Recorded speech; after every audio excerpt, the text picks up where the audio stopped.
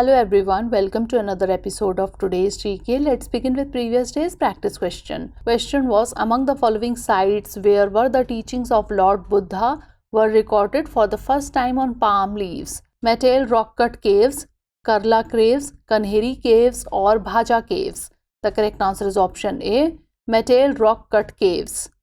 Recently, the team of Buddhavanam project visited the 3rd century BC Buddhist rock-cut caves at Matale located on Colombo Kandy route in Sri Lanka on Sunday, where the teachings of Lord Buddha were recorded for the first time on palm leaves. The Buddha's teachings called Tripitaka, Viz, Sutra Vinay and Abhidham Pitakas, which were transmitted orally until that time, were written on palm leaves. It was done under the auspices of Sri Lankan king Devanampiya Tissa, contemporary of King Ashoka. The rock-cut caves, the monastery and antiquities recovered from the surrounding area shows the Buddhist connection between the two Telugu states and Sri Lanka. Therefore, option A is the correct answer.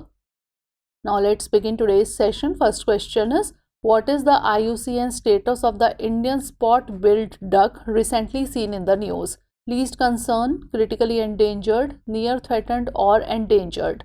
The correct answer is option A, least concern.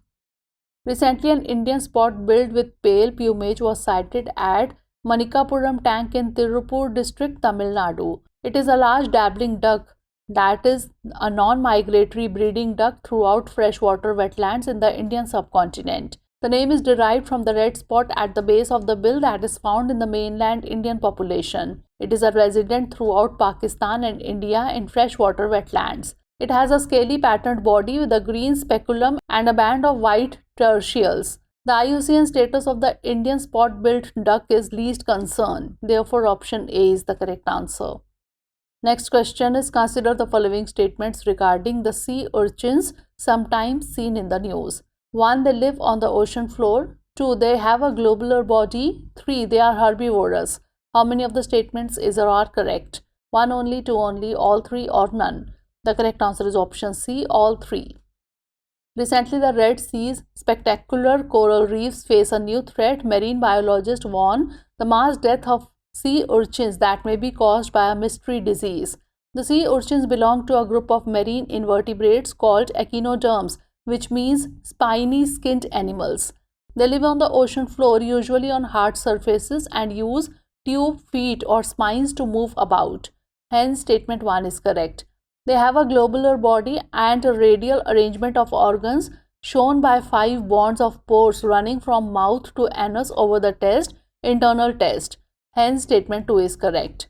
They are herbivorous, primarily feeding on algae and plant material. Hence, statement 3 is correct. They use their specialized mouth parts called Aristotle's lantern to scrape algae and other food sources from rocks or the sea floor. Therefore, option C is the correct answer.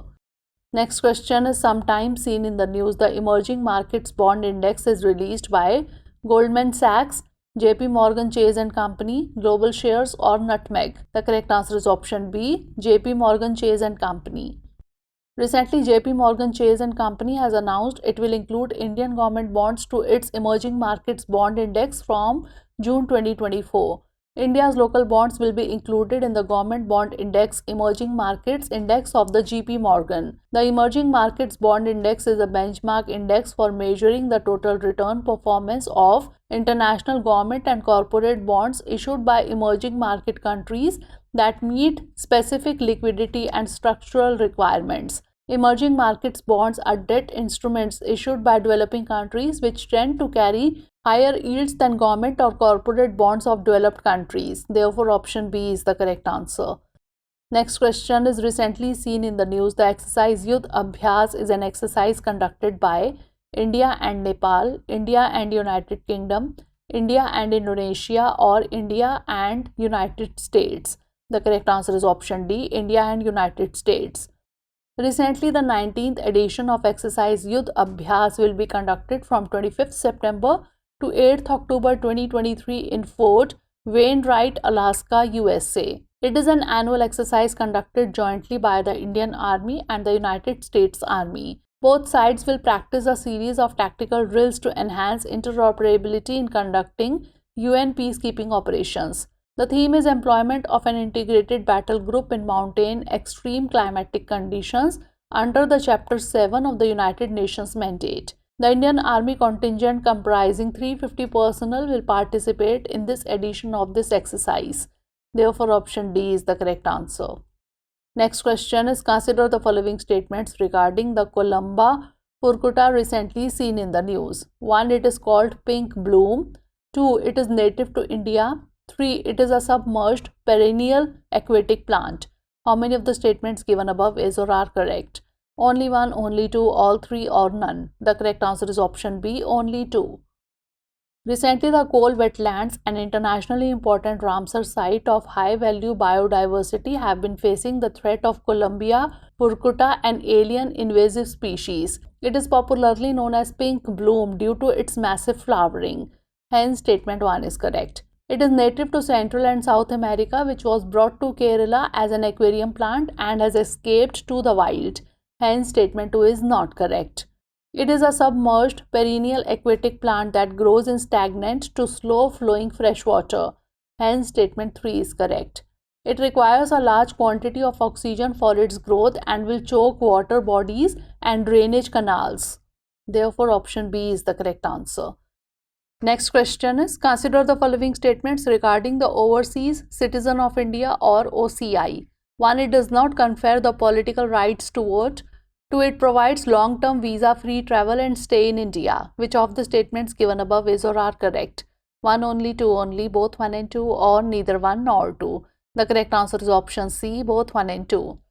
Recently, India is in the process of cancelling the registration of more than a dozen overseas Citizenship of India card holders for carrying out pro-Khalistan activities and anti-India propaganda. OCI scheme was introduced by amending the Citizenship Act 1955 in August 2005. OCI is not to be misconstrued as dual citizenship. OCI does not confer political rights to vote. Hence, statement 1 is correct. It provides long-term visa-free travel and stay in India and gives the card holders a host of privileges normally not given to a foreign national. Hence, statement 2 is correct. A registered OCI is granted multiple entry, multi-purpose, lifelong visa for visiting India. Therefore, option C is the correct answer. Next question is, consider the following statements regarding the India-UN Capacity Building Initiative recently seen in the news. 1. It is aimed at building the capacity of countries in the Indo-Pacific region. 2. As part of this initiative, the UN India team and the Bill and Melinda Gates Foundation will partner together. Which of the statements given above is or are correct? 1 only, 2 only, both 1 and 2, or neither 1 nor 2. The correct answer is option B, 2 only. Recently, the United Nations and India launched a joint capacity building initiative called the India-UN Capacity Building Initiative, designed to foster growth and development in the Global South.